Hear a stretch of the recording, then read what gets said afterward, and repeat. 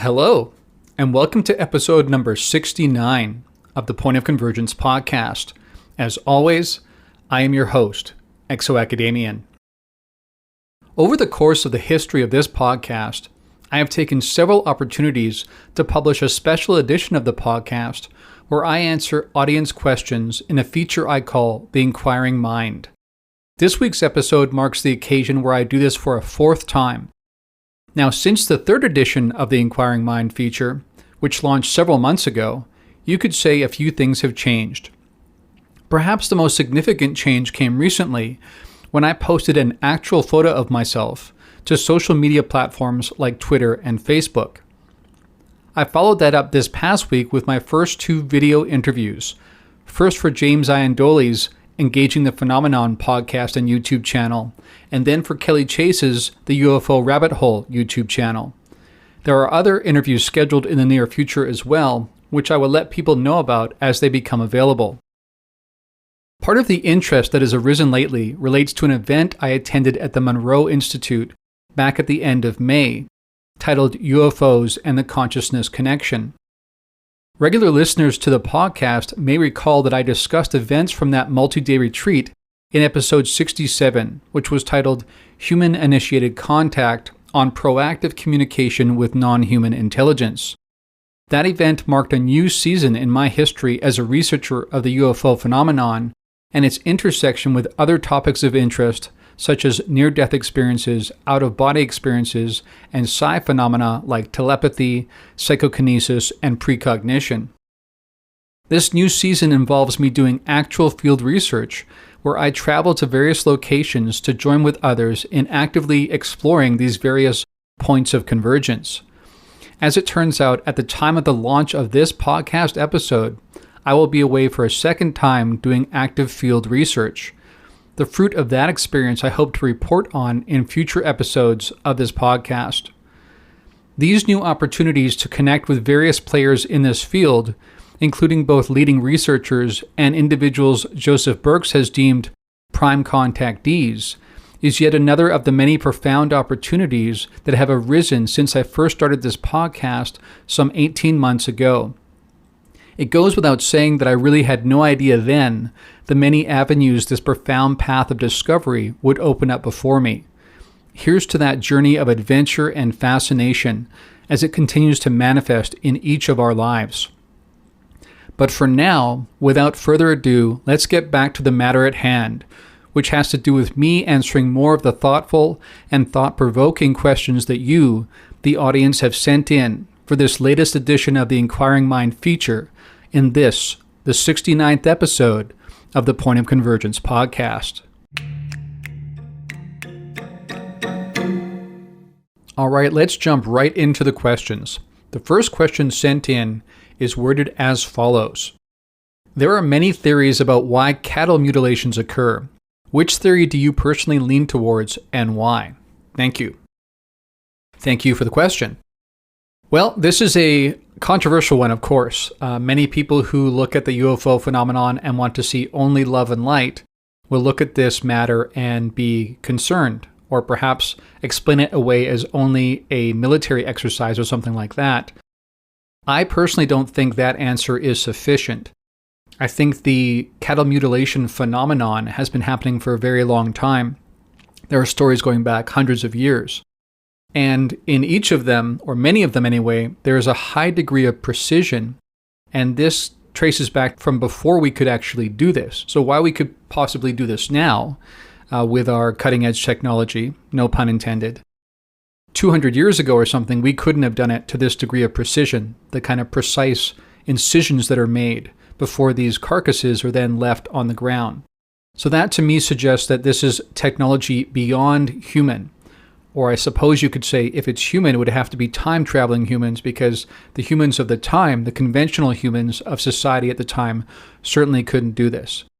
But outside of the human time traveler possibility, I think it's very likely that some group of the UFO phenomenon is responsible. Now here I would just say, as I often offer as a disclaimer, while we conveniently refer to this as the UFO phenomenon, it is not one single thing. It is not one monolithic endeavor.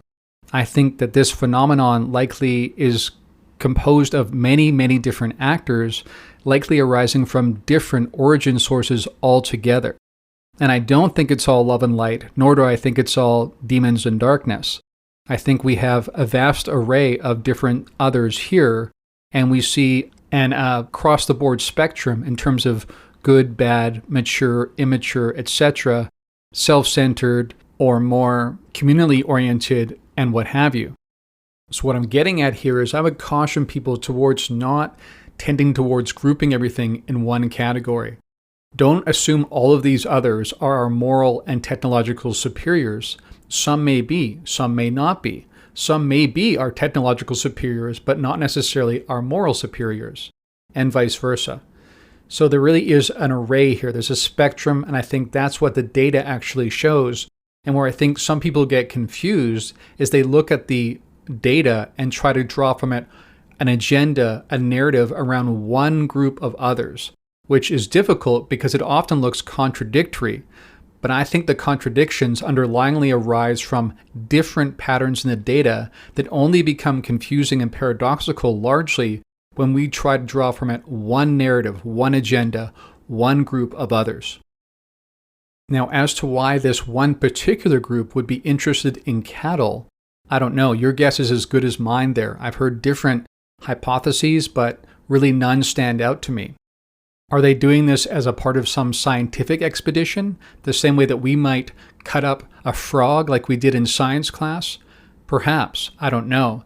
The degree of precision certainly lends towards that kind of interpretation, for me anyway. It's not just this crass butchering that you might expect if it was just a pure act of cruelty. I would also add that there have been occasions where camera footage has shown suddenly cattle being there and suddenly not being there. And then at some later point, you might see just the carcass, the highly precision sliced up carcass. And this suggests they can actually manipulate space-time. Either that or they actually are just manipulating our camera equipment directly, even though we don't see evidence of that. What seems more likely is that they literally can freeze local space-time, as we've heard elsewhere in other narratives around this entire UFO phenomenon. And to us, it looks like something is just there and not there and then there again. We can't make sense of that, but as Jacques Vallée famously said, what the UFO phenomenon demonstrates is that we really don't understand space-time at all. And this is certainly the case with the cattle mutilation phenomenon. Again, thanks for the question. All right, on to our next question, which is worded as follows. What is your opinion on manifesting our reality via conscious practice and application? All right, thank you for that excellent question. Thought-provoking it is, and perhaps this arises partly because I've spoken about my tending towards an idea like idealism to explain reality, that's a more powerful explanatory mechanism in my mind than something like physicalism. As I mentioned on this podcast and on recent interviews, when we look at things like the implications of quantum theory, and we look at the hard problem of consciousness and how the gray matter of our brain doesn't seem to be able to explain how consciousness arises at all. And then we look at phenomena such as psychic capacities, telepathy, psychokinesis. And we look, of course, at the UFO phenomenon and all of the high strangeness and paranormality that seems baked into it. What that lends me towards is a notion like idealism to explain reality itself, that only a completely different model of reality that more resembles something like idealism would explain all of this, that physicalism fails time and time again. Even when you take the UFO phenomenon and high strangeness out of it altogether, I think the implications arising from quantum theory and the hard problem of consciousness itself, just those alone, make it clear that physicalism is not a tenable model. But does that mean that we can shape our reality through conscious intention, if it's really a dreamscape in a way? Well, here I think we have to distinguish between something called solipsism and idealism. Now, what is solipsism? The meaning of solipsism is a theory holding that the self can know nothing but its own modifications and that the self is the only existent thing. Said differently, quote, solipsism is sometimes expressed as the view that I am the only mind which exists, or my mental states are the only mental states, unquote.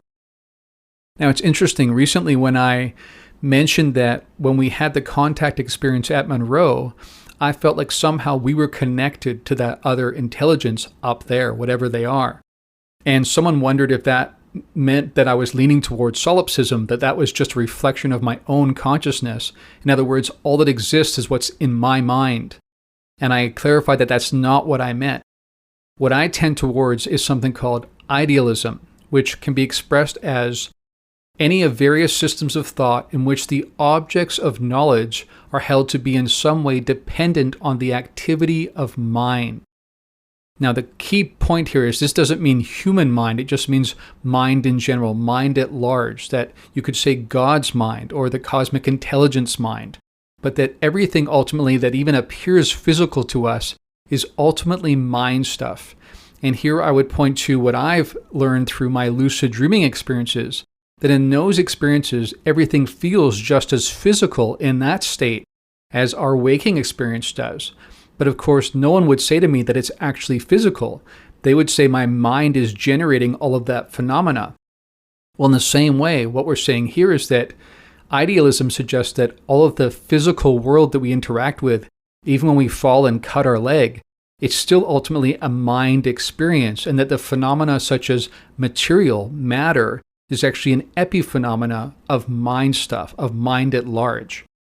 And very specifically, I lean towards a notion called Analytic Idealism, which was postulated by philosopher and computer scientist Bernardo Kastrup, who's been a major influence on me. And here's a quick snippet describing his overarching thesis. Quote, "This thesis articulates an analytic version of the ontology of idealism, according to which universal phenomenal consciousness is all there ultimately is, everything else in nature being reducible to patterns of excitation of this consciousness. The core idea of this thesis can be summarized thus: we, as well as all living organisms, are disassociated alters of universal phenomenal consciousness." Unquote. In other words, what he's saying here is that in the same way that someone with dissociated personality disorder can actually have multiple subjective experiences of the world within one mind, in the same way, Kastrup is suggesting that all of us are basically disassociations of the one universal mind, God's mind, or the mind of the cosmic intelligence, or the very mind of reality itself, because ultimately you could suggest from a non-dual perspective, all there is consciousness. And we, in each of our individual experiences as little I's, little selves, are actually just little cells of this one overarching consciousness. And that partly explains, among other things, why we can have experiences with telepathy and whatnot, and understand each other's thoughts, and how alien beings can perhaps interact with us and know our thoughts, and sometimes seem to be inside our heads, because ultimately the boundaries between ourselves are porous, that we ultimately are part of the same bedrock of reality, which is ultimately composed of consciousness. This explains a lot the more and more you look into it and consider this as an overarching model of reality itself.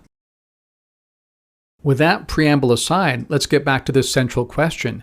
Can we, with conscious intention, change our reality? Or as this person put it, can we manifest our reality via conscious practice and application? What I would say here is, again, we want to focus on the difference between mind at large and our individual mind. We are still within this mind at large. That's why we all might look in a room and see the same objects in a room. They're not ultimately objects. It's still mind stuff, like we're sharing the same dreamscape, that we're meeting up in this one dream room. But it's the mind at large, consciousness, or the mind of God, that is manifesting all of that what we're seeing. And we have to remember that we're still one unit within that larger consciousness. So we can't just unilaterally change things. I'm sure you've tried this. There might be things you wish were different in your life, but just wishing it so doesn't make it so. That said, many of us have experienced synchronicity, where if we align with some larger sense of a move happening within consciousness, when we align ourselves with the flow of the river, where it feels like we are aligning ourselves with the intention of something larger than us, perhaps from mind at large or some larger ecosystem of minds, we find sometimes that reality seems to follow suit.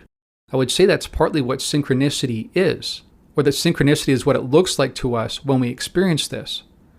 Again, we are part of a larger consciousness field, and it is that which wills reality, you might say. And because we too are part of that larger stream of consciousness, we can learn to discern impulses that are arising from there, from the larger field, rather than from our own small ego, which in some ways acts more like a cancer cell in a body if and when it only cares about its own benefit, regardless of how that activity would affect the overall body of which it is a part. But once we learn to discern impulses arising from that larger stream of consciousness coming from mind at large, then when we try to manifest certain future realities, we often find that it does work. The reality moves before us in a way to make this happen. But the key is that it's because our motivation has arisen from that overarching stream of consciousness or mind at large. That's what I would say in general to that question, and I know that was quite the rabbit trail, but that's where I have to go to feel like I'm answering that question adequately. All right, on to our next question, which is worded as follows. How could/should one choose between modalities if you wanted to make contact? Example, heis, meditation-driven, /psychedelics, /astral travel, /CE5. Is there a way of increasing the chances of the type of contact initiated or the type of entity being contacted? How could one guard against being given or taken in misleading messianic messages? I note Keel, and to a lesser extent Vallée, who highlight the propensity for tricksterish or absurd themes to creep into contact communications. There would appear to be very mixed results with regard to the long-term impact on those confessing to repeated contact. Okay, great question, and several aspects to it. First thing I would say here, the person in the question kind of distinguished heis and CE5. I would say largely they are the same thing. They're basically identical protocols. The difference is really in name only and relates to trying to distance the protocols themselves, which are employable by anyone, anywhere, without cost, from the cult of personality that is built up around someone like Stephen Greer specifically, because so much of CE5 is tainted in the public, for some people anyway, because of Stephen Greer's more recent actions. Heis has emerged as a conception put forward by Joseph Burks to offer a different name that we can gather around, that at the end of the day is still about the same protocols, meditation-driven, intention-driven. It's about preparing ourselves and then reaching out to make proactive contact with a certain group of others. We are reaching out with our intention, which is positive, benevolent, to meet with others who also have a positive, benevolent, communal kind of thinking or being. That's what's key to heis/CE5. Now, as I've mentioned on a couple of recent interviews, relating to your question about how we can control which ones we actually make contact with, I think the evidence suggests that heis/CE5 results the vast majority of the time in having positive contact with benevolent entities. In other words, it's not like you're just picking up the phone and hitting speed dial, not knowing who you're going to get on the other end, or that you have the Wheel of Fortune and you're just spinning it and you might hit bankrupt and you might hit the jackpot. Rather, these protocols themselves and the intention we bring, the energy we bring, is like calling a certain number, which tends to be picked up on the other end by a certain group resonating at that same kind of frequency. Now, I know some people are going to resist that kind of language because it sounds too woo, it sounds too new age, but at the end of the day, reality is such that these vibrations, these frequencies, these resonant fields really do matter. They have much to do with what actually happens in our own lives, for instance. And I'm saying it's the same thing here. When we set a certain resonant field, then we tend to make contact with others that overlap with that resonant field. I think that's why CE5 and heis so often results in positive encounters. And as I've said elsewhere, in the couple occasions where I'm aware of negative interactions arising because of these protocols, I think there were mitigating circumstances. And by that, I'm not just guessing. I know about specific cases where there were other issues going on coming into those events, and I think those other issues ended up impacting the nature of the protocols themselves. So in other words, you weren't really dialing that number because of the energy that was actually brought. So you have to look beyond that superficial level. Now, getting to some of the other protocols or the other means of contact. Now, when we think about psychedelics, Terence McKenna famously said psychedelics are a guaranteed way to have a supranormal experience. And some of those experiences include making contact with seemingly alien or non-human intelligence. With psilocybin, the encounter is more with something that feels like it's otherworldly, some overarching sense of interacting with something else, whether it's a deeper sense of you, your future self, a more overarching self that we're not usually in contact with, or if you're actually contacting some alien intelligence, I don't know. It may be that the spores themselves represent a gateway to contact with another kind of an intelligence. And as I mentioned, I think on a Liminal Frames episode, that would make sense. If you want to seed the universe with the possibility to make contact, then spores would be a great way to do it, because you could spread it around the universe on meteors and whatnot. And then when the local indigenous population evolved to the point where they actually consumed those spores that had become mushrooms and whatnot at that point, then that would facilitate an interaction with this intelligence that had been spread across the cosmos that was pre-existing. That might be what's going on with psilocybin. Now, with DMT, it's very common to make contact with beings such as those described as the machine elves, especially once you're at a sufficiently high dose. This is almost a guaranteed means of contact, but of course it's also illegal in many places. That will eventually change, of course, but take that into consideration. Now, another option is astral travel. This is also a known means of communication and contact as well as a great way to experience yourself outside of your physical body, outside the constraints of the executive ego. But I will say the cases I'm most familiar with involved people who had already been contacted by alien others. For instance, I covered a case several episodes ago, going back several months now, where someone actually made contact via astral projection. But to be clear, that individual had already had interaction with alien others. The Greys and whatnot had originally contacted him, abducted he and his son actually. Later he was able to reach out and contact them through astral travel, but that happened afterwards. So I'm not saying it's not possible to do this as an initiatory kind of experience. I've even had one of my own one time. But it's less clear and it's not as much of a well-worn path as some of these other protocols. But nevertheless, I highly recommend this practice for the expansion of your own consciousness. Now, in regards to the second part of the question, how could one guard against being given or taking in misleading, example, messianic messages? I would say there, very basically, you would judge by the fruit. In other words, if you feel like the information that's been given actually leads to positive outcomes, then take it more seriously. If it feels like negative outcomes are the result, then don't take it seriously or question the motives of the intelligences that supposedly gave you the information. Are there other agendas in play, for instance? And if you sometimes have a bit of both and, like the trickster phenomena that John Keel so famously wrote about, well then just chalk it up to possibly being interacting with some sort of trickster whose ultimate aims we do not seem to be able to discern, if there are any aims of a specific nature at all. Sometimes it just seems to frustrate us, although some would argue even there that the overarching purpose of the trickster is arising from something like the collective unconscious to try to get us to change the nature of the way we see reality itself, that it's deliberately confounding our attempts to understand and to make headway because we are somehow missing something, and that this arises from the collective unconscious to set us on the right course, even though it's frustrating in the short term. All right, on to the next question, which is worded as follows.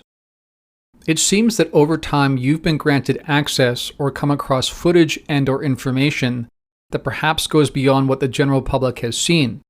If that's the case, what's the craziest, most startling, or most compelling footage you've seen pertaining to the UFO phenomenon? Thank you for the question. Well, as it turns out, there are a few video clips and/or photos that I've seen that do fit this bill, I would say. The first one that comes to mind, which I saw earlier this year, was footage of what appears to be what we commonly refer to as a light being. This is a being that basically looks humanoid, but is lit up like a light bulb, basically. And what's fascinating with this particular footage I saw, which was shot down in Patagonia region in South America, is that this particular light being was shot from across a lake from a boat, and it was in broad daylight. And this light being appeared to be walking through the edge of a forest off of the shore of this lake, and the footage was shot from this boat. So it was quite fascinating because, again, often when we think of light beings, we think about UFOs and entities people see at night against this stark, dark background. This was in broad daylight. And even in broad daylight, you could see this thing lit up like a bulb, this humanoid creature being walking through the forest from the perspective of this boat that was going along the lake. So that was really, really fascinating and shocking footage, honestly, that I had not seen anything the like before. The second bit of footage that comes to mind was taken in a similar location in South America, and it involves what is clearly a UFO, a craft, and this footage is actually taken at night. And what's fascinating is that this stationary craft hovering above the ground, taken from the perspective of a security camera, actually seems to change shape. You can see it literally change shape live on the footage, and then it shoots up into the sky, so you basically have what's called instantaneous acceleration at that point. I don't know how to explain that through prosaic means. Again, you have something that's stationary, it's not blurry, it's not the greatest footage, it's not crystal clear HD footage, it's from a security camera. Nevertheless, it's very clearly an object above the ground that changes shape and then shoots up into the sky instantaneously. So that also was footage that was very, very compelling. The third bit of footage that comes to mind that is also compelling, equally so, equally startling, was of a craft that was moving against a mountain range. I'm not going to say where it was because, again, this is not public yet. But it was a mountain range somewhere in North America, I'll say that. And this craft was moving in front of this mountain range, so not that high off the ground, maybe 100, 200 feet off the ground, moving in front of this mountain range. In broad daylight, again, I would say this is not night footage, and it's pretty high quality footage. And you can see this craft or object or whatever it is moving strangely. And it definitely seems solid. It doesn't look like it's just some trick of light. It looks like a solid object that's moving strangely in front of this mountain range. And what's most startling is that it then proceeds to fly straight into the mountain. And when I say into the mountain, 1 second you see it there, and then the next second you don't. It seems to disappear into the mountain. You don't see any kind of impact. There's no smoke. There's no collision, no signs of collision. It just seems to disappear straight into the mountain. Of course, that's very, very fascinating, very, very startling. And we, of course, have nothing prosaic that would explain that. And here I'd bring up the notion of trans-medium vehicles, which we've heard about.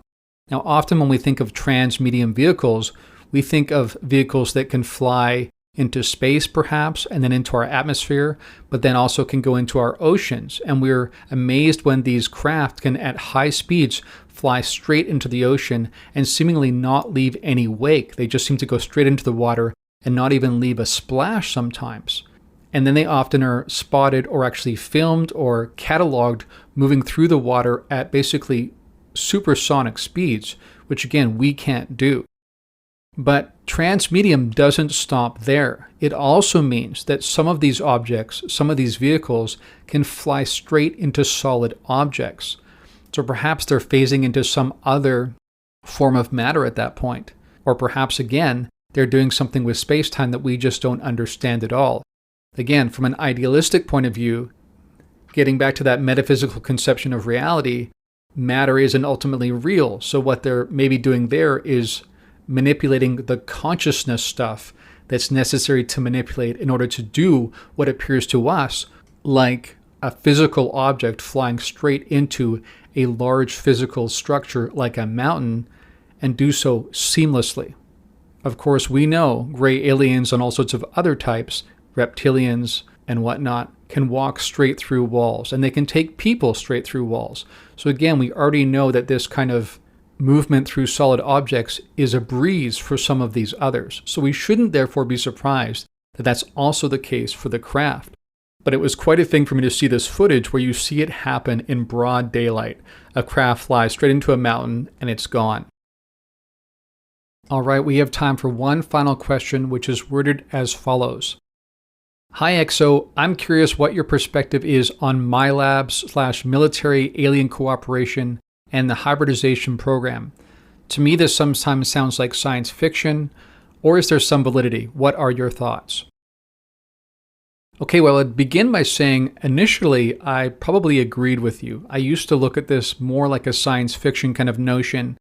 It seemed like a stretch to me that there could be this kind of military alien cooperation going on and us not know about it.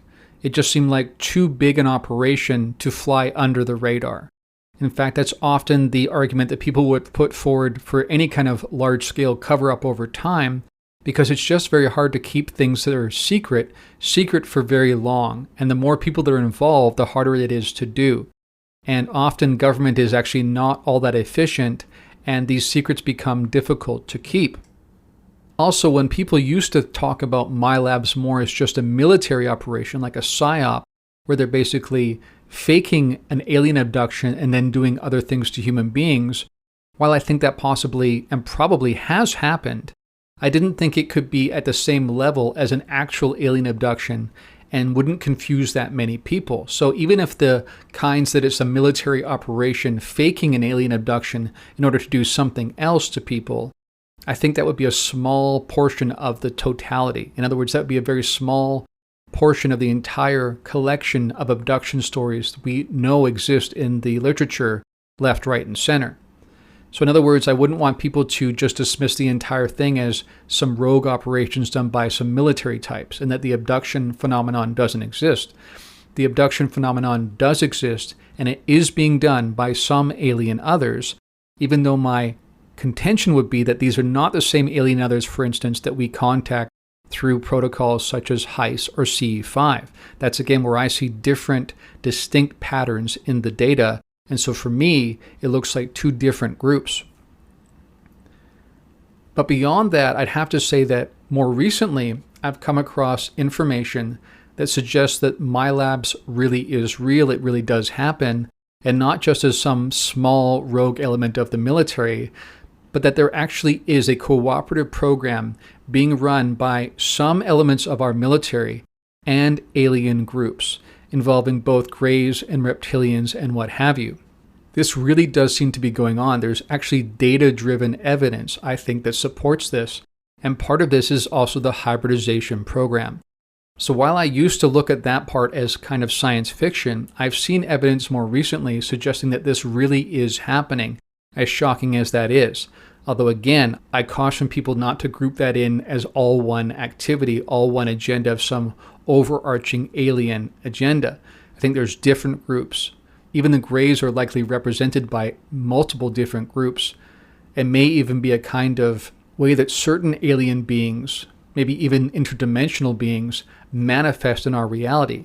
They could be wearing the gray facade as a kind of suit, or that may be just the way that they manifest when they come into our dense 3D world from whatever interdimensional locale they're coming from.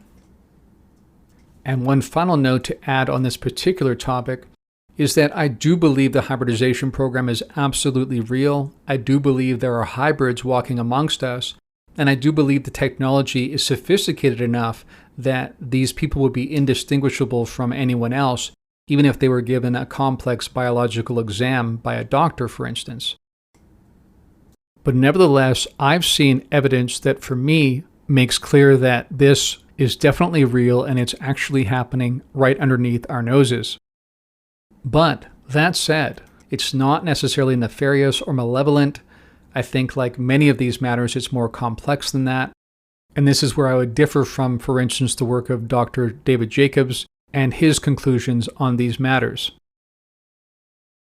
And on that note, we've come to the close of another edition of the Point of Convergence podcast. If you'd like to support this podcast, you can do so by going to patreon.com/ExoAcademian.